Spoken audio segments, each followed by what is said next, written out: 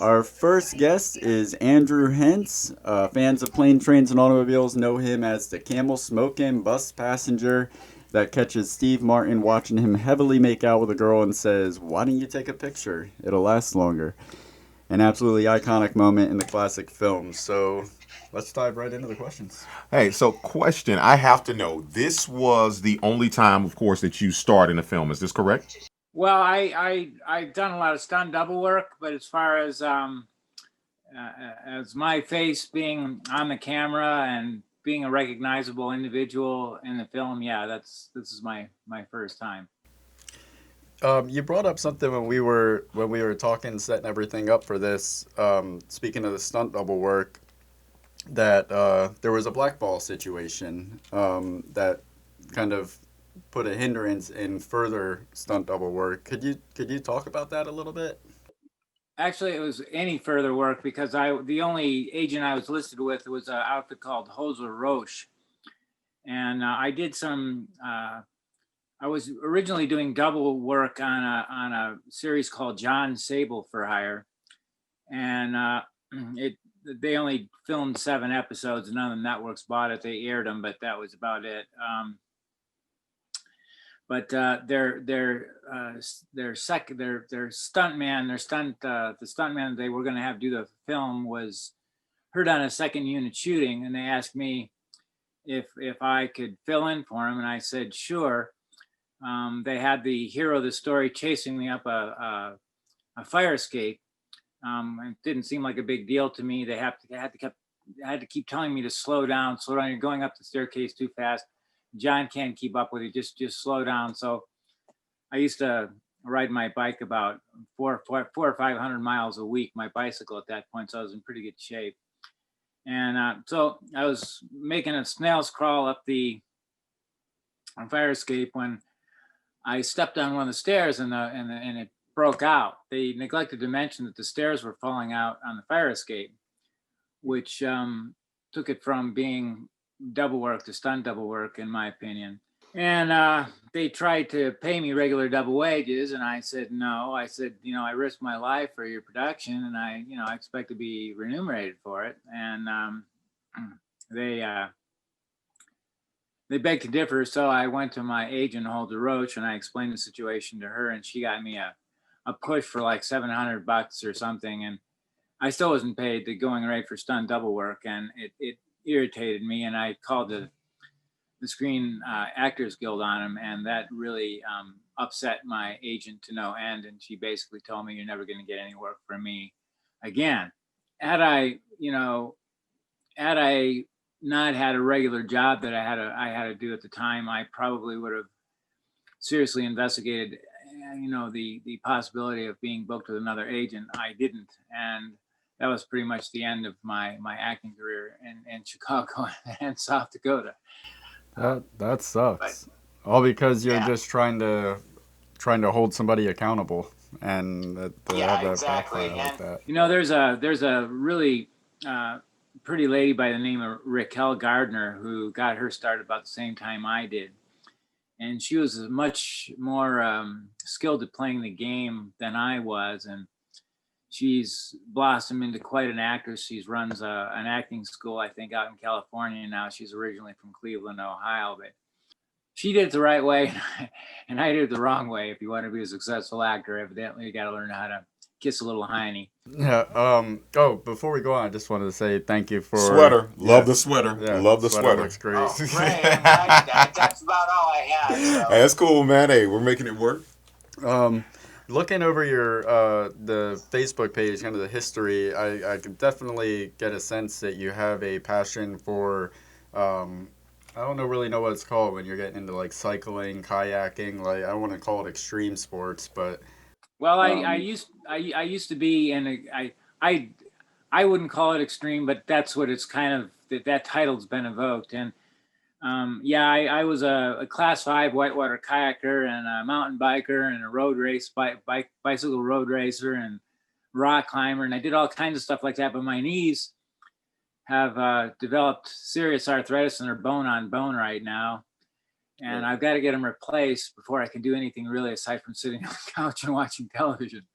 So I've developed heterotopic ossification after my last really bad bicycle accident. I was in a coma for a week and in the hospital for 3 months, and I fractured my elbow. And I guess when you suffer a head injury along with a brain injury along with a bone trauma, you stand the chance of developing heterotopic ossification, which is it's an immediate bone calcification around the area that met with trauma. And it happened in my elbow, and unfortunately, it's pressing on a nerve that governs the function of my hand. I used to be a classical pianist and a very accomplished artist. I used to do photographic reproductions. I can do neither of those anymore. So I've had the bone growth removed 4 times. This will be time number 5, and hopefully this time they can prevent it from recurring. I don't know whether that's going to work or not, but that's kind of my history there. So I was so interested when I look on your IMDb and I see that Planes, Trains, and Automobiles is like almost like a solo credit, and you rarely see that where somebody just dips their toes in and then Right. like I'm out now. And then it kind of makes sense with the issues with the agent being blackballed there. But was that like, how did you take that? Was acting something that you wanted to pursue? Did that feel like a loss to you, or did you? It was something that I very, very much wanted to pursue, but I was much younger then, and I was devastated. I fought for my rights, and I thought that would be backed up by the agent, and it wasn't. I mean, Taft Entertainment isn't the biggest, producer in the world, and I figured they'd be more interested in protecting their talents' interests than protecting a production company. I was wrong though. So yeah.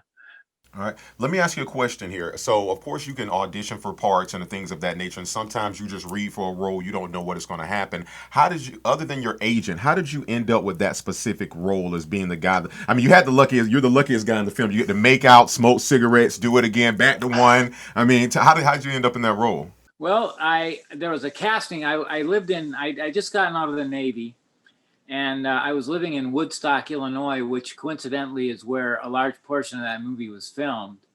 And they had a casting call, which I went to with my girlfriend, who is the lady that I'm kissing in the movie. And they looked at us and they said, "Wow!" They said, "We think we've got a part for you right now. You guys just seem to click really well together." And so I said, "Oh, that'd be great. Okay, that's pretty easy."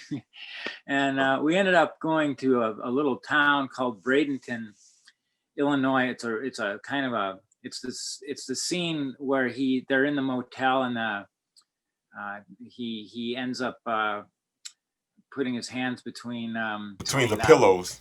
Yes, the pillows, right. And that was the motel that was in Bradenton, and we met there. And unfortunately, they didn't film that day. Oh, I should say, prior to getting this role, John cast a nephew of his and a pretty girl whose name I can't remember, and he didn't work out for the part. He got a little arrogant and started acting like a movie star, and so he canned him, and they called us. So we hung around Bradenton for about a day, and they didn't film our scene. It took 3 days of waiting, and I wasn't really, I hadn't done a lot of film work at that point, and not at the degree that I was doing it at this point, and I wasn't used to being put on hold. We were put on hold, and eventually we ended up going up to I don't know if you recall, there's a scene where, well, it's in the motel again, and that's where they started the filming of our scene. And it was 3 days after we waited around 3 days and spent a day filming, basically.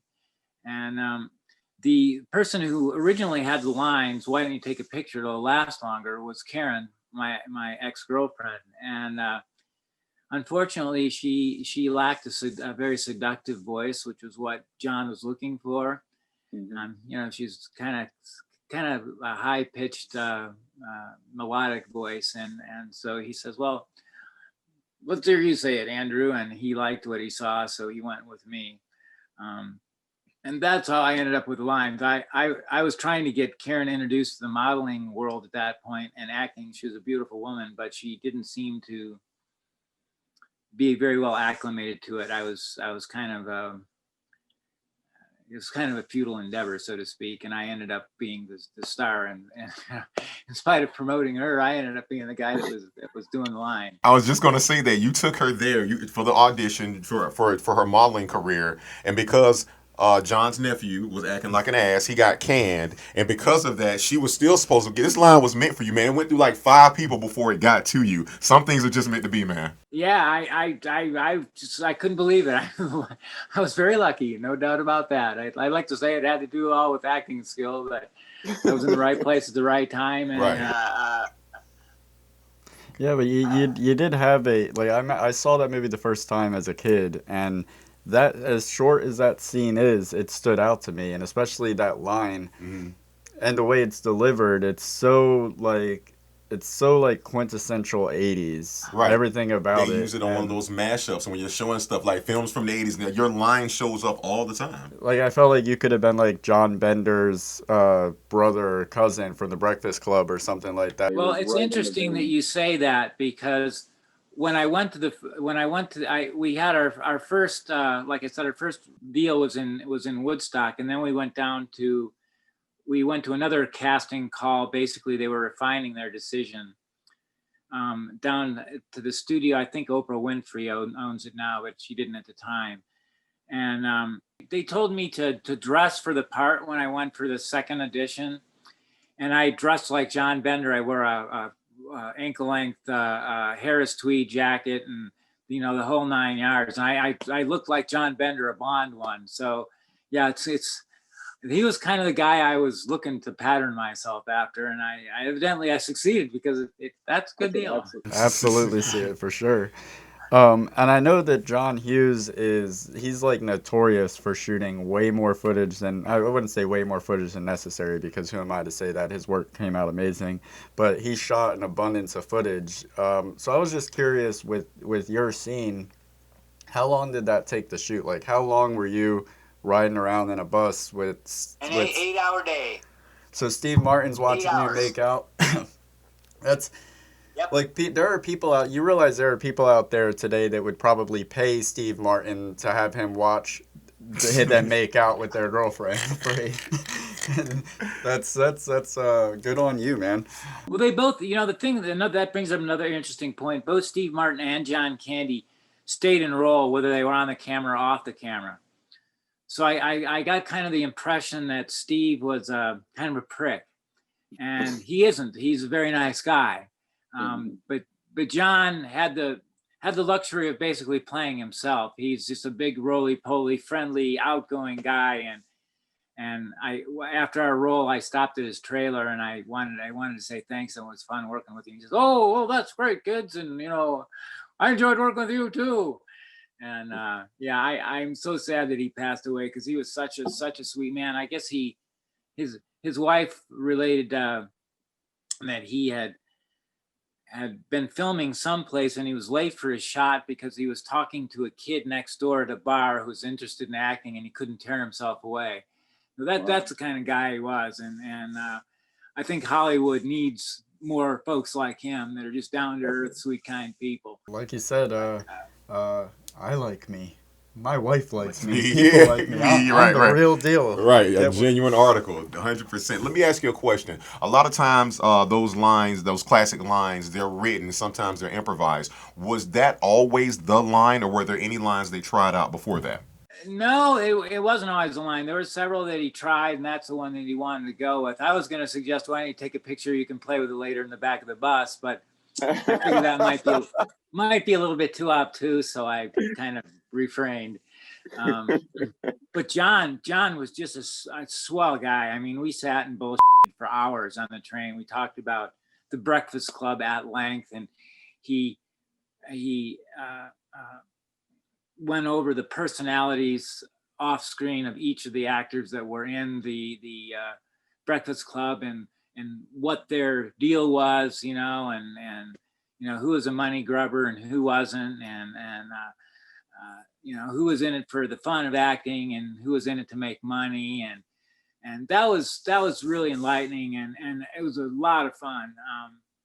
I it was interesting that I landed the part in the movie because I'd done a report in school on the Breakfast Club and how it's kind of like a microcosm of teen life in America. Each one of the characters kind of epitomized a certain, character trait each one of us runs into in high school, and that he had to be a man who remembered what it was like to be a kid, to so effectively present the story as he did. And I had a lot of respect for him because my father was a man that always said to me, Andrew, I want you to understand, I haven't forgotten what it's like to be a kid. And that was something that I recognized a lot of my other friends wasn't the case, that their parents didn't remember what it was like to be a kid. Mm-hmm. And I think that's one of the things that really turned me on about John, is that he and my father had similar sentiments. And, I love my father to death. He was a great man. Anyway, I'm babbling. No, that's good stuff, man. Good stuff.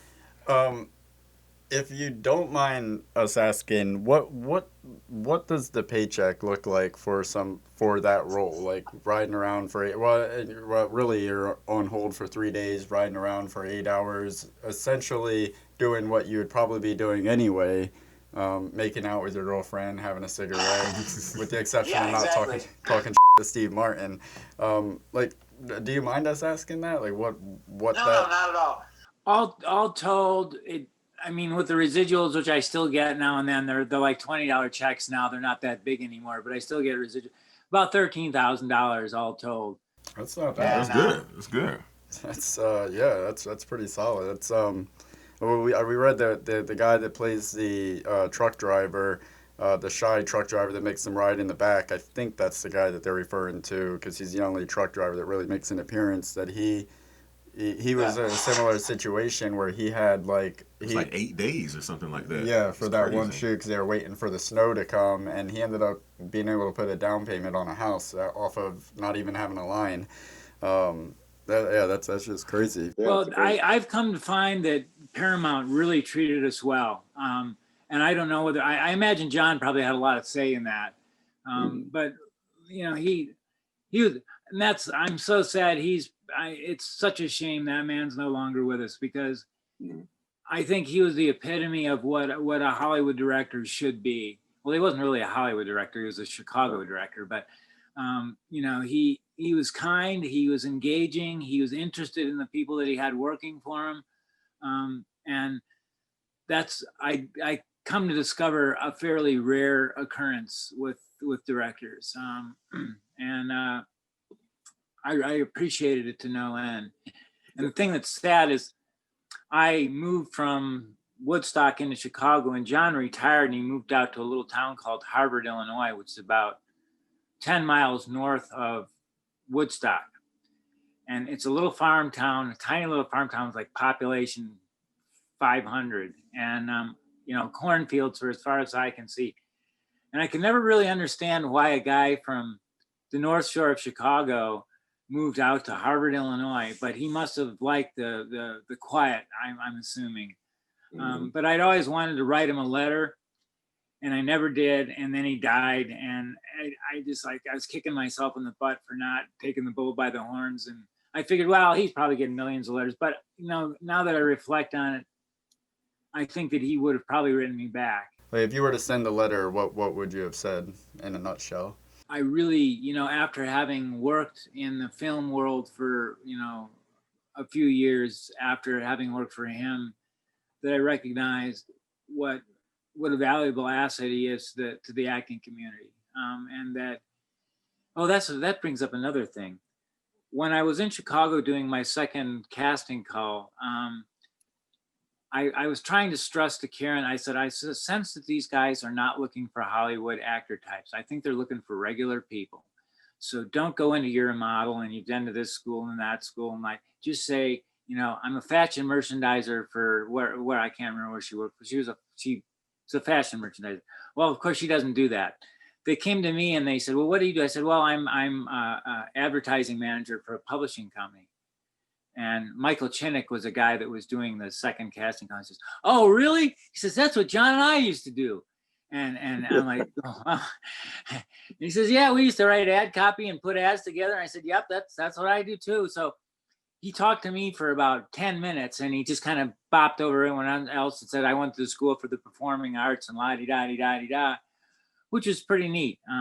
That was something that's always kind of stuck with me. And I recognize the importance of, at least with these guys, of being upfront with who you really are and what you really do and not trying to blow a lot of smoke up their asses. Let me ask you this. Have you ever been recognized for your part in the film? Are you walking down the street? I mean, I know it's been since '87, but still, like, were you recognized when it first came out and since then? Oh yeah, I have been. And the one that really got me was I was auditioning for a movie that was being produced by some Native Americans in Rapid City, and I don't think that it ever came to be. But I had the audition with a Hollywood movie star, and I walked in. He says, "Hey, you're the guy. You're the bus lover, aren't you?" And I said, "Oh yeah, that's." And that was pretty neat because I had long hair and I didn't look like I did in that movie, like a young Republican. So that was pretty shocking. And I would say probably maybe two other times when somebody's actually pointed at me and said, "Hey, are you?"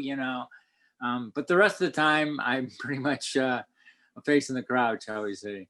Are there besides, like, I know you mentioned riding on the train with John Hughes and getting that, like, insider info on Breakfast Club, which, by the way, I hope Judd Nelson falls into the cool camp of in that scenario. But are there any other memories from the set that you want to share? The bus that we filmed our scene on only had like 2 seats on it, or 3 seats. That was it. They took all the rest of the stuff out and it was all full of lights and cameras and people. Wow. And then I guess that they either put the seats back in the bus or they used a different bus for the scenes where we were sitting, singing the song and that sort of thing. I wish I could remember the name of the town that funky little motel was in, where he puts his hand between the pillows. Darn it! It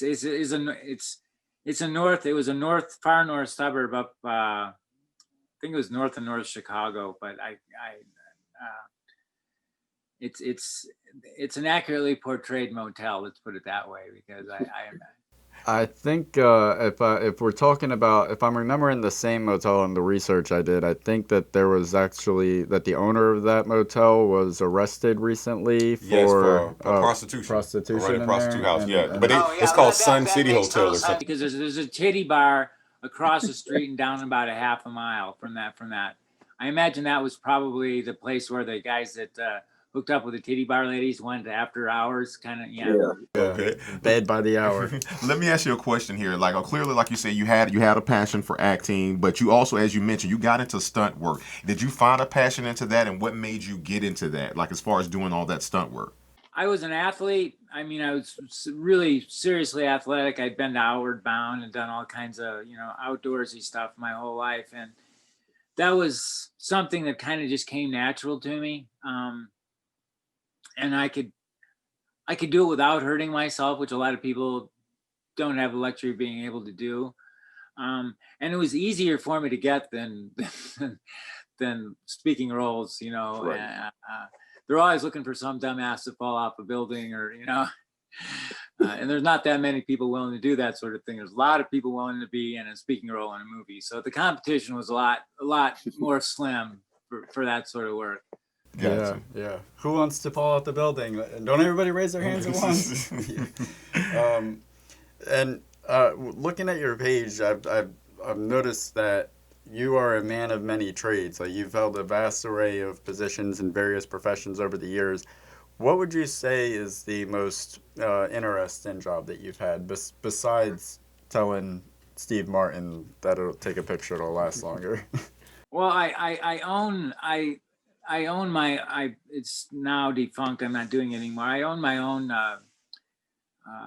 design corporation. I used to. Is that Rapid Creek? Yeah, right. Okay. Yeah, I designed whitewater hulls for kayaks on a CAD/CAM program, which was all me. There was no other employee. It was all me, and that I spent probably a year working on my first, I was learning a CAD CAM program at the same time I was designing this hull. And what I'd done is I'd drawn it, and I'd realized that to have my mold made, I'm going to have a proper engineering drawing.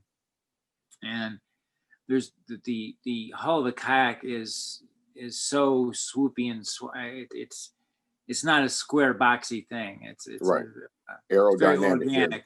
Yeah. And I was thinking, this is, I'm going to have to figure out. Well, I came to the conclusion, well, I should learn CAD CAM, and I figured, well, that will. I mean, I can submit my drawing directly to the mold maker, and he can make the mold. Number one, and number two, with the neat skins and stuff now that you can lay over the frame, the wireframe drawing, I could use it for marketing as well. Mhm. So that's kind of the route that I was very, very interested in that.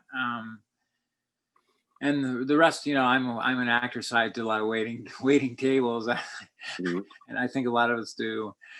Yeah. Teaches you how to put on different personalities. There's no doubt about that. To interact with people well, and if you want to be a waiter that makes a living doing it, you've got to learn how to read people and act appropriately.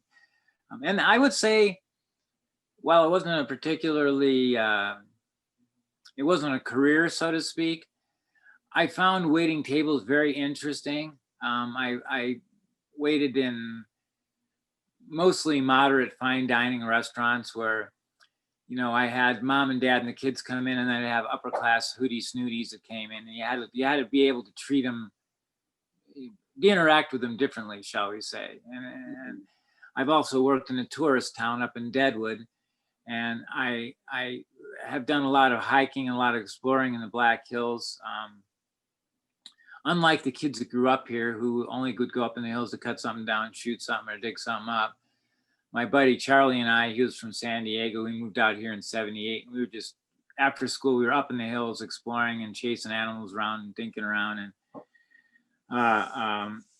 I found a lot of neat places like old abandoned mines that had shafts that you could go down and big steam engines and stuff. And I used to tell my customers about these things to get them out of Deadwood is a casino town. And I was trying, people come up there with kids. And I know the kids would be sitting around watching mom and dad jerk on the coin machine and get bored. And I said, I figured, well, how could I keep them in the town a little bit longer? How could I get them to come back and let me wait on them and make more money? And I started telling them about other things to do in the hills that their kids would enjoy and that they would enjoy. And that's one of the ways. That's another methodology I had of learning to interact with people and learning how to portray myself differently to different people. Awesome. And I would say, in that regard, waiting tables was probably one of the most valuable positions I had that aided me in my acting career. Obviously, sitting in a dark room and a computer didn't really do much in that regard. You have such a compelling story. I'm just interested to know where it goes from here for you. What do you like? Where is your passion at today? Where do you hope to see yourself in the future? Just I would really, especially since my last bicycle accident, I was in a coma for a week. I was in the hospital for 3 months. I was really busted up, and I've got congenital arthritis, and I've family passed down arthritis in my knees. I've got to get them replaced, which I'm going to do here fairly soon. As soon as I do, I would really enjoy acting again. Well, I'll say you this: you got two fans right here, man. So listen, I think the children of the '80s deserve to see you again, so we can see how it's truly done. As you mentioned with John Candy, of course, being Hollywood needs more nice guys, and you seem to definitely be one of them, Andrew. So if you get back on screen, please actually, you'll be back on screen next Thursday or this Thursday. This Thursday you'll be on screen with us. Next Thursday you'll be on screen with us. But listen, it has been more than a pleasure. I look forward to following your journey, man. Whether it's kayaking, back to stunt work, bicycling, you're an interesting guy, man, and I definitely appreciate you taking out the time for us. Well, thank you very much for giving me the opportunity. It's greatly appreciated.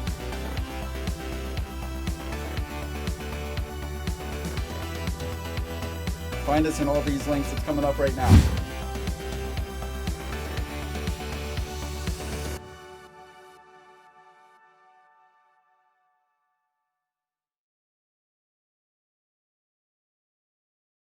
Why don't you subscribe? It'll last longer.